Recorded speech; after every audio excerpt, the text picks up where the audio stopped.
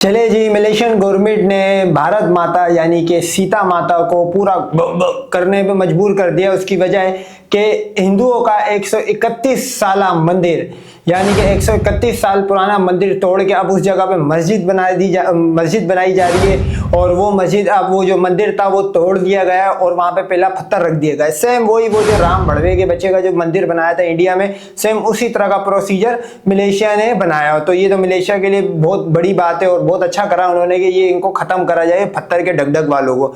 लेकिन अब मैं आपको बताता हूँ इसकी हिस्ट्री क्या थी।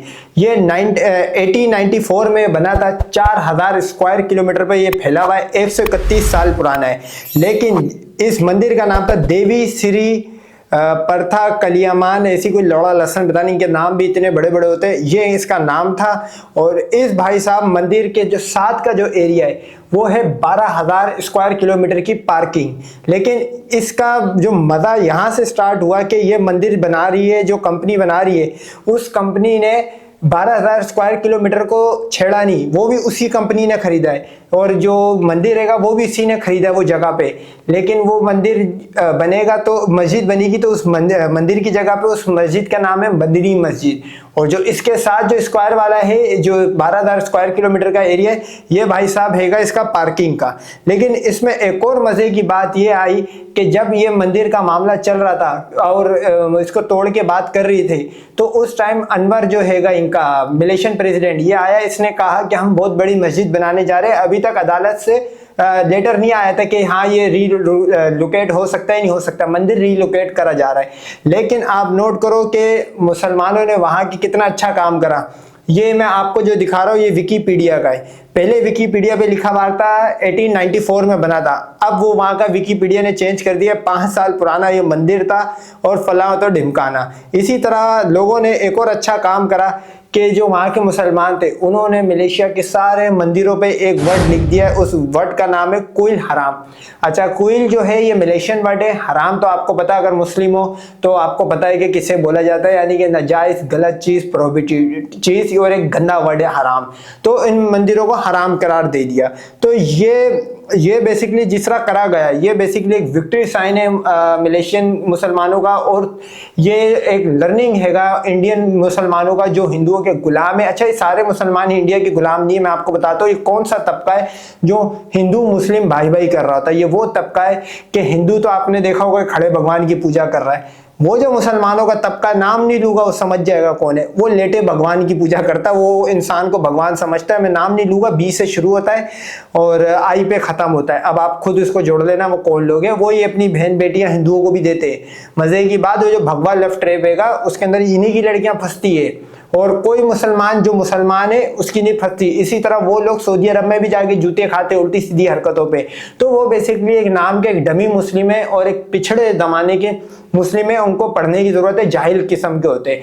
लेकिन जो काम इन्होंने करा है कि 130 साल पुराना मंदिर उठा के फेंका है, ये काम इनको बहुत पहले कर देना चाहिए था। और मैं ये समझता हूँ जो मलेशिया में जो भी हिंदू मंदिर रहेगा 700 के करीब हो गए छोटे छोटे मिला के, आप इनको कंप्लीटली बिल्डोज करो, इनको डिमोलिश करो, क्योंकि उनका वहां पे काम क्या है, ये तो हिंदू बेसिकली कोई धर्म नहीं, ये कल्चर सा है। आप नोट करो, पूरा दुनिया का मुसलमान टोपी पहनता है और पूरे दुनिया के क्रिश्चियन स्लीव्स पहनते हैं। इसी तरह पूरी दुनिया के जो यहूदी है वो इस तरह की छोटी टोपी पहनते हैं। लेकिन हिंदुओं में क्या है, इनकी अलग अलग ड्रेसिंग, अलग अलग खाना पीना। तो ये बेसिकली जो हिंदू है ये कल्चर रहेगा। तो ये आप कल्चर इंडिया में जाके करो, ना कि यहाँ पे करो। और ये बहुत अच्छा करा है मलेशियन गवर्नमेंट ने, टेट फॉर टेट करा है कि इनका 130 साल पुराना मंदिर फेंक दिया। अब जाहिर बात है पाकिस्तान में तो मंदिर रहा नहीं जो हम उठा के फेंके, गिनती के मंदिर है।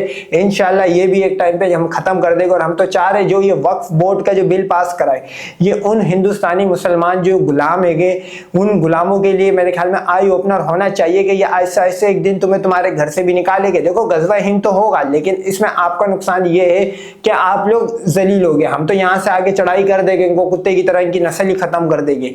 लेकिन आप लोगों के लिए बेसिकली ये बहुत मतलब इसको आपको बुरी तरह गुजरना पड़ेगा इस मामले से।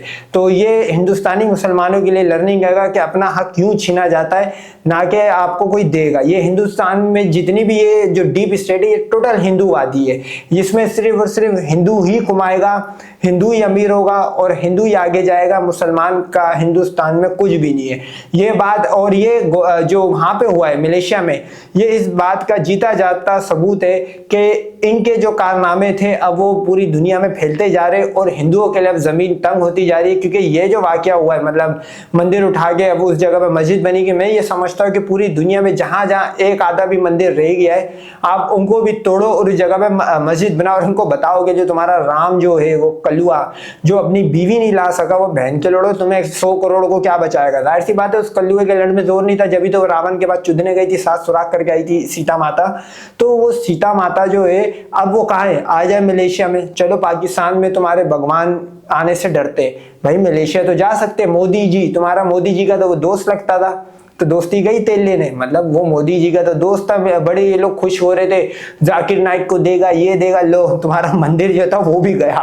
तो ये होता है, ये लंड वक्त जो होते हैं ना, ये छोटी छोटी खुशियों में खुश हो जाता है। अभी 26% टैरिफ लगा, ये अभी खुश है, कह रहे तो क्या हुआ 26% लगाए, चाइना पे तो 33% लगाए। तो ये नहीं पता कि चाइना 64% उनके गुड्स पे ले भी रहा है। तुम्हारी तो औकात ही कुछ नहीं है, तुम तो चाइना से भी ले रहे हो, तुम्हारी अपनी इन्वेंशन तो जीरो है।